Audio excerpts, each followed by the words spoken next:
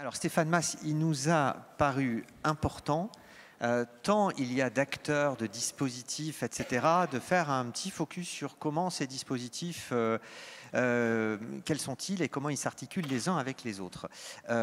On a abordé lors de la première table ronde plusieurs de ces dispositifs, bien sûr le projet de transition professionnelle, le conseil en évolution professionnelle, on a parlé de la PROA également, promotion par l'alternance avec l'OPCO Santé. Quels sont les autres dispositifs relatifs à la reconversion?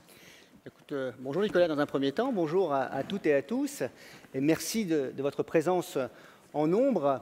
Alors en effet, on a parlé d'un certain nombre de dispositifs, nous en avons encore plein, il y a un panel. Vous savez que cette loi de 2018, elle a été un peu disruptive sur la liberté de choisir son avenir professionnel, et elle a apporté son lot, mais dans un sens positif, de nouveaux dispositifs. J'ai presque envie même de vous dire, rien ne se perd, rien ne se crée, tout se transforme. Ce sont une vieille théorie que vous connaissez tous et toutes ici. Et on voit arriver ou se transformer des dispositifs. On n'a pas parlé de l'entretien pro, tiens. Eh bien, on en parlera certainement avec nos amis de Monoprix, je ne sais pas, ils sont certainement dans la salle, et qui se sont emparés de l'entretien pro, vraiment dans cette dimension de GPEC. Vous verrez, c'est extrêmement intéressant. Et puis, on a tout un autre type de dispositif, de panel de dispositifs. Stronsco a été évoqué.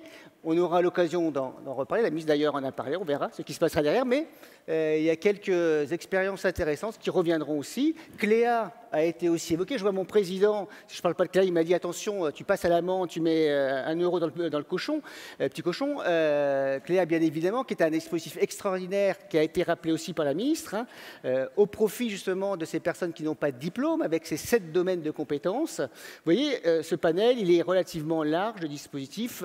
Le CPF a été évoqué, la ministre parlant aussi d'une évolution certainement du dispositif et d'un repositionnement de ce dispositif. Et là, vous avez un panel de dispositifs. Mais vous allez voir, je vais retirer le terme dispositif de ma bouche. On va peut-être en parler dans quelques secondes. Oui, alors parcours plutôt que dispositif, effectivement, parcours sans couture, on voit ce mot qui fleurit depuis un petit moment maintenant pour dire que finalement, peu importe la tuyauterie, l'importance est de construire des parcours. Finalement... C'est vrai, il nous manque de plombiers, c'est vrai, on parlait de tuyauterie, on parlait de soudeur, certainement. Et puis le plan d'échange parfois aussi. Et quant au parcours, Laura a parlé justement de l'industrie du luxe, vous voyez, sans couture, l'industrie du luxe, vous me permettrez. Alors on a deux secteurs qui recrutent très fortement. On parlait de métier en tension d'ailleurs, et porteur. Alors c'est vrai que tout l'enjeu... On n'avait pas préparé ça. Carole Grandjean, non, effectivement. Carole Grandjean a évoqué plusieurs pistes. Elle a dit notamment qu'il fallait simplifier, fluidifier. On reviendra sur certains de ses propos peut-être tout à l'heure. Et c'est vrai qu'il y a beaucoup d'acteurs, beaucoup de dispositifs. Comment le dispositif phare de Transition Pro, qui est le PTP, le projet de transition professionnelle, peut-il s'articuler avec d'autres dispositifs? Alors il faut être assez ingénieux, mais peut-être voilà, quelques exemples d'articulation qui peuvent être pertinentes. Oui, alors, comme j'ai dit, mettons de côté les dispositifs et parlons de parcours. Alors, j'avais préparé mon petit truc sur les parcours, puis je me suis dit, entre-temps, j'ai écouté notamment Laura et Trésor. Pourquoi de parcours? Parce que dans un premier temps, ce sont des femmes et des hommes qu'il y a derrière tout cela, et qui ont des projets de vie extraordinaires. On a parlé d'expérience. Et ce sont souvent des rencontres, vous savez, des rencontres humaines avec Transition Pro, des rencontres humaines avec notre présidence, des rencontres humaines qui se font et qui font qu'à un moment donné, ces parcours nous amènent à construire ensemble le devenir, et souvent dans une dimension de changer de vie. Vous savez, quand Trésor est venu nous voir, si je puis me permettre, c'est un garçon qui a beaucoup d'humilité. Il est venu nous voir et bon, il s'était blessé. Il a 38 ans, et puis peut-être qu'à un moment donné, il s'est dit, mais est-ce que je peux encore y aller? Est-ce qu'on croit encore en moi? Et puis, on se connaissait, on en a parlé aussi avec la présidence, et la présidence a dit, OK, go, on y va. On y va, on l'accompagne. Et Trésor, il nous a fait une super médaille, extraordinaire, 38 ans, blessé, 6 mois, enfin quelques mois avant, et il nous fait une médaille extraordinaire. Il termine comme ça, enfin regardez sur YouTube, quoi. Il termine et il va gagner. Voilà. Et c'est ça, ce sont les rencontres, les parcours de vie. À un moment donné, on parie sur quelqu'un. Alors, je réponds à ta question. rapidement. Première chose, moi j'ai envie de vous dire que parlons d'abord du besoin. Quel est le besoin de l'individu, du salarié qui s'adresse à nous avant de parler du dispositif? Ça c'est la tuyauterie, tu as raison. Et il y a des plombiers pour changer la tuyauterie lorsque ça ne fonctionne pas. Ça c'est le premier point que je souhaitais mettre en avant. Et en fin de compte, le dispositif c'est quoi? C'est qu'un véhicule qui permet d'aller d'un point A à un point B. Alors je vais te donner un exemple extrêmement précis. On parlait des aides-soignants. Tiens, tout à l'heure, on évoquait l'histoire des aides-soignants. Eh bien, ces aides-soignants, qu'est-ce qui se passe? 100 000 créations d'emplois nets, premier point. Deuxième point, on parlait, tiens, l'attractivité des filières. Tout à l'heure, c'était évoqué par notre ami du CESE, revalorisation des rémunérations. Le Ségur de la santé, suivez l'histoire, il y a des rémunérations qui ont été revues à la hausse. Et puis, à côté de cela, qu'est-ce qui se passe? Nous avons on a un secteur qui est en tension. D'ailleurs, notre ami du CESE disait tout à l'heure aussi, 60%, c'est ça, hein, des métiers... 6 métiers sur 10. 6 métiers sur 10, 60%. Ouais. 6 métiers sur 10 sont en tension. Ah oui, ça tombe bien, là aussi, et vous voyez bien qu'il est compliqué de recruter. Ça veut dire qu'on a de plus en plus de personnes qui viennent à nous, qui n'ont pas forcément les prérequis. Les prérequis, et c'est normal, il faut penser les choses différemment. Et là, on se dit, mais qu'est-ce qu'on met en place? Et on a une clé d'entrée extraordinaire qui s'appelle Cléa, qui a été évoquée d'ailleurs par la ministre, hein, qui va permettre une remise à niveau pour passer à l'action de la formation. Et ça, c'est un moyen aussi de permettre, dans un parcours, de passer à l'action. Alors, aujourd'hui, compte personnel de formation pour Cléa et projet de transition professionnelle pour le diplôme d'aide-soignant. On parlait de propositions, je ne sais plus, je crois que la ministre disait « j'attends aussi des propositions de votre part ». Peut-être que, alors bien évidemment, c'est possible qui porteront peut-être la chose, mais il y a un élément intéressant. Si on arrivait à avoir une double certification dans la simplification attendue, dans le projet de transition professionnelle, qu'on pourrait intégrer Cléa plus le diplôme, la formation d'aide-soignant sur certains secteurs qui le demandent, là on a peut-être une logique de simplification à proposer.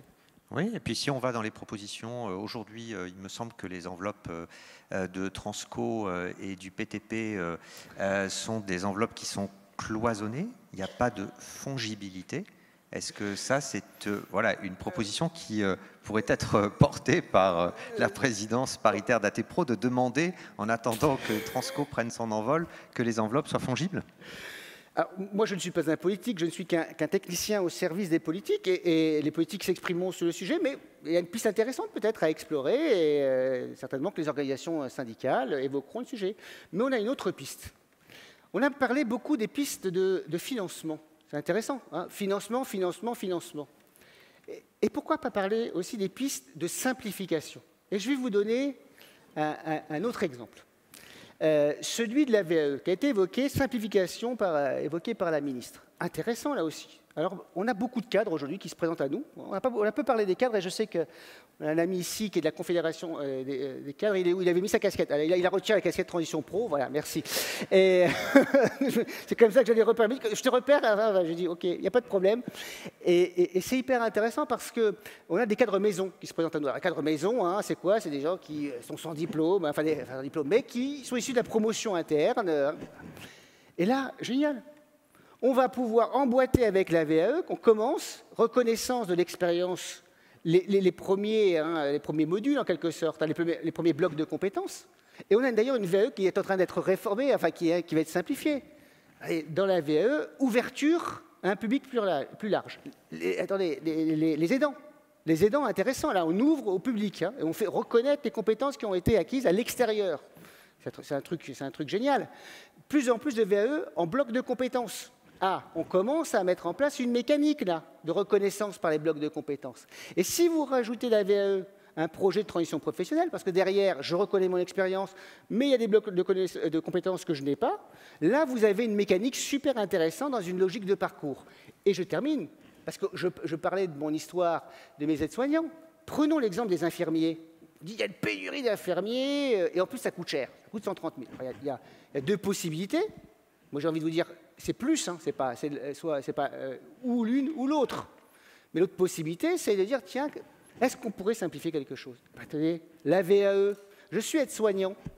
Vous savez qu'en plus de ça, dernièrement, là, il y a eu une réforme sur les aides-soignants, plus autonomes, notamment. Elles vont être plus autonomes, elles n'agiront pas que sous l'impulsion de l'infirmier ou de l'infirmière. Je reconnais en VAE mes compétences, par bloc de compétences, et après, je passe, seconde étape, par le PTP pour faire une formation d'infirmier. Et là, alors, on ne le peut pas pour l'instant, mais là, s'il y a quelque chose qu'on peut réformer, d'abord, j'ai acquis mes blocs de compétences et après, ce qui me manque pour être infirmier, je vais les passer en projet de transition professionnelle. Là, on a simplifié quelque chose, on a une dynamique concrète qui est plutôt, à mon avis, aussi probante. Ça peut être aussi une autre solution. Merci beaucoup pour ces pistes, Stéphane, qui peuvent nous conduire à déborder un peu ou beaucoup, même éventuellement, à prolonger jusqu'à 13h30, 14h. Non, c'est pour ça que j'avais dit 5 minutes, et je pense que j'ai tenu mes 5 minutes, mon cher Nicolas. Merci à toutes et à tous. On a une belle feuille de route. Merci à vous, Stéphane. Et bonne poursuite.